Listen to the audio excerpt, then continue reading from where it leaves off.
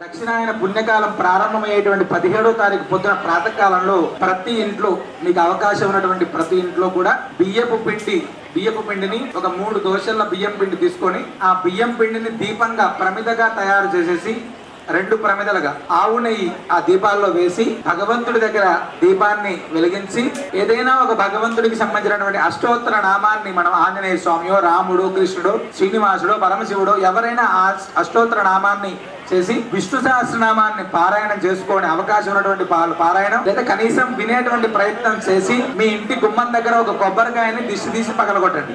అర్థమైంది అనుకుంటాను అందరికీ కూడా. 17వ తారీఖు తెల్లవారుజామున బియ్యం పిండి 3 దోశల బియ్యం ఇల్లంతా శుభ్రం చేసుకొని బియ్యం పిండిని 3 దోశలు తీసుకొని దాన్ని 2 ప్రమిదలుగా తయారు చేసి అందులో ఆవు నెయ్యి వేసి ఇంట్లో దేవుడి దగ్గర దీపారాధన చేసి భగవంతుడికి ఏదైనా ఒక ప్రసాదం ఈ చక్కెర పొంగలో ఏది కుదిరితే అది ప్రసాదం నివేదన చేసి ఏదైనా ఒక నామాన్ని జపం చేసుకోండి. లేదా ఒక భగవంతుడికి సంబంధించినటువంటి అష్టోత్తర నామాన్ని ఆంజనేయ స్వామి నృసింహస్వామి ఎవరైనా అష్టోత్తర నామాన్ని జపం చేసుకొని అయిన తర్వాత మీ ఇంటి గుమ్మానికి ఒక కొబ్బరికాయని దిష్టి తీసి పడేయండి. ఇది అపమృత్యు దోషాలు అనేటువంటివి గండాలు అనేటువంటివి ఏవి కూడా మన కుటుంబానికి ఉండకుండా చేసేటువంటి విశేషమైనటువంటిది. అవకాశం ఉన్నటువంటి వాళ్ళు తప్పకుండా ఆచరణ చేయండి. మంచి